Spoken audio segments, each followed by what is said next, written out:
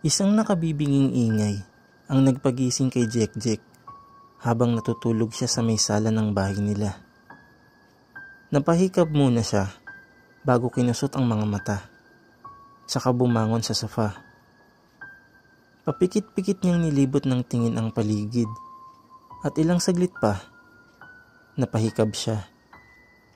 Babalik na sana siya ulit sa pagtulog niya nang makarinig naman siya ng kakaiba. May kumakalabog. Meron ding sumisigaw. Lalaki. Boses lalaki. Nanginig ang mga tuhod niya habang pinapakinggan ang mga ingay na yun. Saglit siyang napatingin sa orasang nakasabit malapit sa hagdan at napakunot ang noon niya nang makitang 6:00 na pala ng gabi. Wala siyang kaide-ideya na halos 3 oras na pala siyang nakatulog sa pwesto niyang yun. Napahikab muna ulit siya bago tumayo at nag-stretch ng kanyang katawan. Matapos yun ay naglakad siya papunta ng kusina para uminom ng isang basong tubig. Binilisan niya ang inom. Nang matapos ay naglakad siya papunta sa ikalawang palapag ng bahay para tawagin ang mga magulang niya. Ngunit hindi sumasagot ang mga ito. Naisip niya, baka nasa labas pa ang mga ito.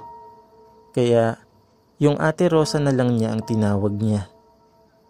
Ngunit hindi rin ito sumasagot.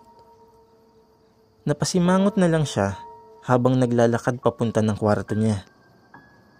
Matutulog na lang ulit sana siya nang bigla siyang matigilan dahil sa ingay na narinig niya sa kwarto ng ate niya. Yung boses ng lalaki at yung kalabog, doon ito nanggagaling. Kinakabahang lumapit siya sa pinto at sinilip sa konting butas doon ang nangyayari sa loob. Nanlaki naman ang mga mata niya nang makita ang kakambal niyang si Jack na kinain ng ate niya habang nakagapos ang magkabilang kamay at paa nito sa 4 na sulok ng kama. Wakwak na ang tiyan nito. Puno na ng dugo ang kama. Nagkalat rin ang ilang mga lamang loob nito.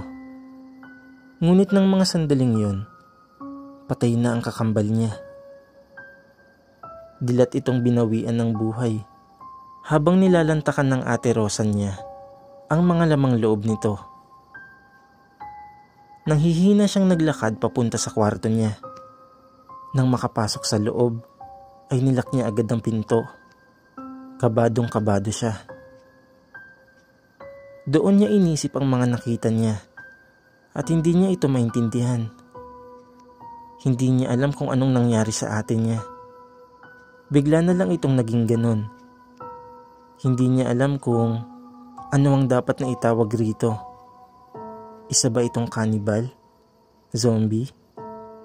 Aswang? Hindi niya alam. Ngunit isa lang ang sigurado niya sa mga sandaling ito. Mapanganib ito. Hindi na rin siya ligtas pa sa bahay na ito. Napapikit na lang siya nang marinig ang boses ng ate niya sa labas ng kwarto. Tinatawag siya nito. Napakahinhin at napakaamon ng boses nito. Hindi mo aakalaing may pinatay ito kanina lang. Pinagpawisan ng matindi si Jek sa kinauupuan niya. Ilang saglit pa, nagdesisyon siyang patayin ng ate niya. Kaya kinuha niya ang baseball bat na nakatabi malapit sa cabinet niya. Hinawakan niya ito ng mahigpit sa kanang kamay niya at itinago sa kanyang likod. Dahan-dahan niyang binuksan ng pinto. Pagbukas ay bumungad sa kanya ang kambal niyang si Jack na nakangiti sa kanya. Mukhang buhay pa ito. Nakangiti rin ang ate niya. Ngunit puno naman ng dugo ang buong mukha nito. Labis siyang naguluhan dahil sa mga nakita niya. Matapos yun, ay nakaramdam siya ng kakaiba. Sumakit ng sobra ang ulo niya. Nahilo siya. Nawalan siya ng malay ilang sandali matapos yun. Nang magising, nasa sala ulit siya. Nakahiga. Sinubukang lumingon ni Jack sa paligid, ngunit hindi niya maigalaw ang ulo niya. Doon lang niya napagtanto na nakatali ang ulo niya. Nakagapos rin ang mga kamay at paan niya para hindi siya makagalaw. Nakapulupot ito sa sofa.